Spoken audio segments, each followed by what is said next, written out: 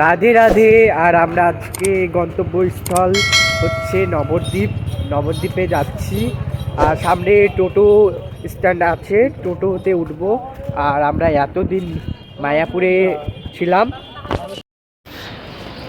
দেখো তোমাদের মায়াপুর দেখাচ্ছি। দেখো এটা ইস্কন মন্দির নতুন তৈরি হচ্ছে। আর আমরা হেঁটে হেঁটে ঘাটের ওখানে যাচ্ছি। দেখি সামনে থেকে টোটো ধরবো, টোটো ধরে তারপরে যাব আমরা নবদ্বীপে। ঘাট পার হয়ে তারপরে নবদ্বীপে যাব। সব কিছুই শেয়ার করছি, তোমরা ভিডিও স্কিপ না করে দেখতে থাকো।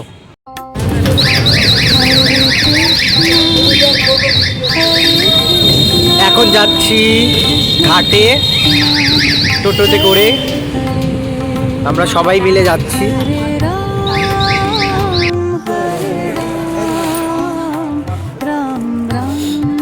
আমরা এখন ঘাটের দিকে যাচ্ছি সবাই মিলে।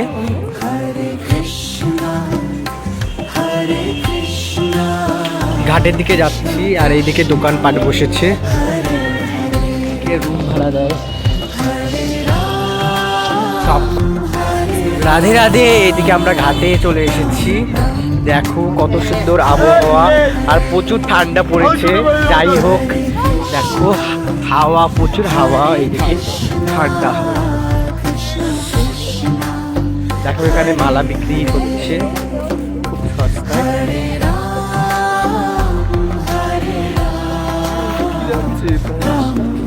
নবদ্বীপে যাই তো, হরে কৃষ্ণ হরে কৃষ্ণ কৃষ্ণ কৃষ্ণ হরে হরে হরে রাম রাম রাম হরে হরে হরে কৃষ্ণ হরে কৃষ্ণ কৃষ্ণ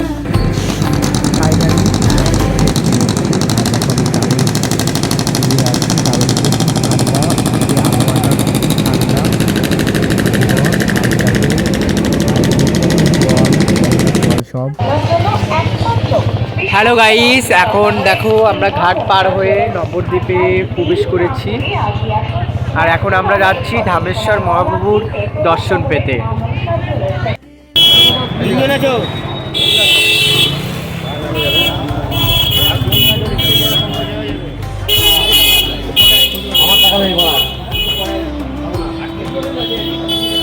হ্যালো গাইস, আর আমরা প্রথমে দর্শন করছি রাধা মন্দির, রাধারানীর মন্দির। চলো ভিতরে যাওয়া যাক। আর কি কি রয়েছে মন্দিরে, আর কি কি ঠাকুরের বিগ্রহ রয়েছে সব কিছু তোমাদের দেখাচ্ছি। আর এইদিকে দেখো দোকানপাট বসেছে। আগে দোকানপাট ছিল না যেহেতু, আর এখন প্রচুর দোকানপাট হয়েছে ভিতরে। এই মন্দিরটা দেখিয়েছি।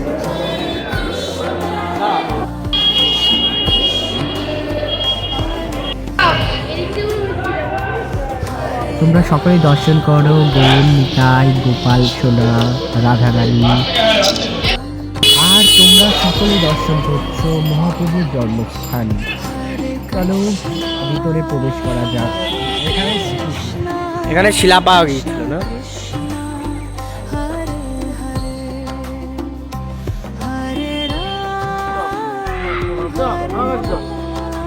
কিছু ছিল, আবার নতুন করে বানানো। আর এই যে হচ্ছে যেটা ভিডিওতে দেখি কি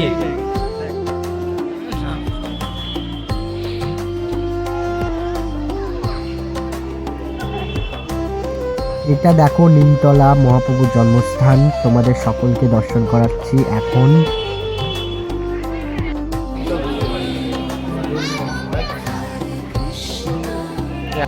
হরে কৃষ্ণ কৃষ্ণ কৃষ্ণ হরে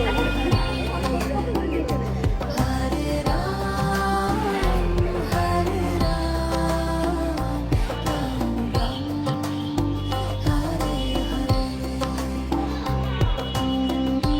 পঞ্চবটী।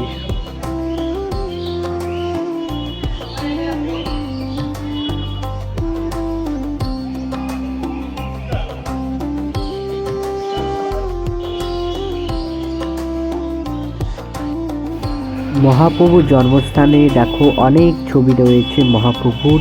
তোমাদের চারিদিক ঘুরে দেখাচ্ছি, তোমরা সকলেই দর্শন করো।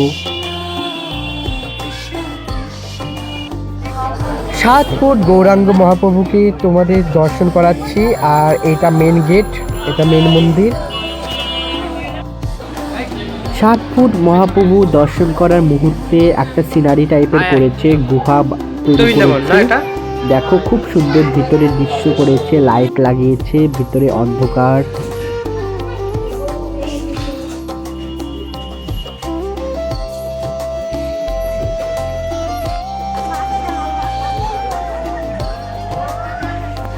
গুহার বাইরে চলে এসেছি আর সামনে দেখো রঙিন মাছ, কত সুন্দর রঙিন রঙিন মাছ দেখা যাচ্ছে, জলে ভাসছে। নরহরি ধামের মধ্যে তোমরা দর্শন করছো রাসলীলা, এখানে রাসলীলা হয়েছিল।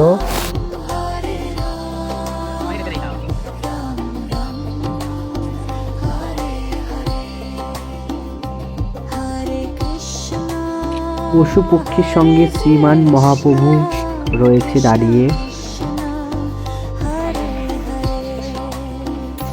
Hare, Hare Ram, Ram Ram, Hare এগুলো কি? রঘুনাথ দাস, গোপাল ভট্ট, রঘুনাথ ভট্ট গোস্বামী, বিজয় গোস্বামী।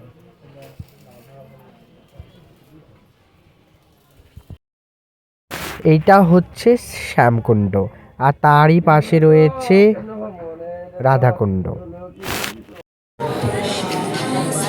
রাধে রাধে, এটা গুপ্ত বৃন্দাবন, তোমরা সকলেই দর্শন করো।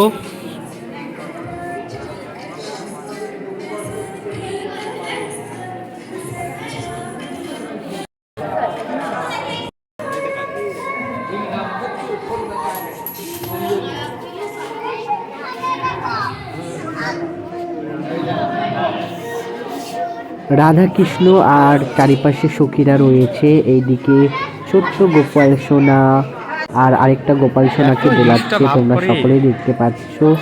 আর তারই পাশে রয়েছে নরসিংহ দেবের মূর্তি।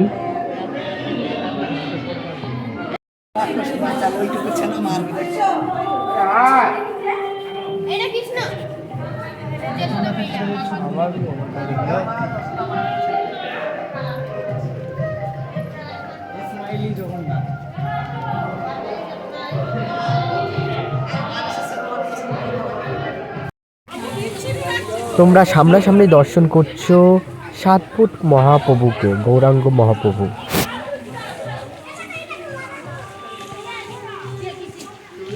মহাপ্রভুটা এত লম্বা যেন মাথা প্রচুর উঁচু করে দেখতে হচ্ছে, ঘাড়গুলো ব্যথা হয়ে যায়। এখন আমরা চলে এসেছি নিতাই চাঁদের কাছে, নিতাই চাঁদকে দর্শন করতে। তোমরাও সকলে দর্শন করো নিতাই চাঁদকে।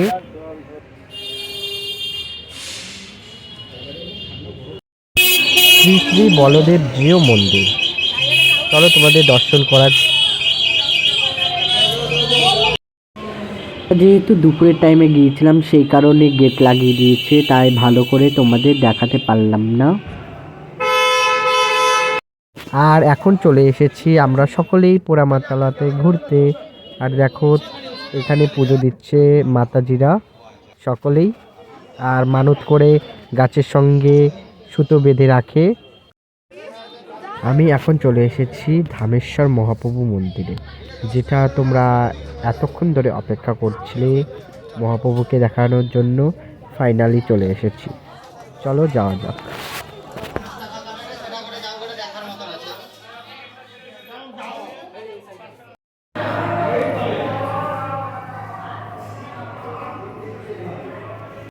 কত সুন্দর অপূর্ব লাগছে। আমি 8টা মন্দির তোমাদের ঘুরে দেখালাম এই পর্যন্ত।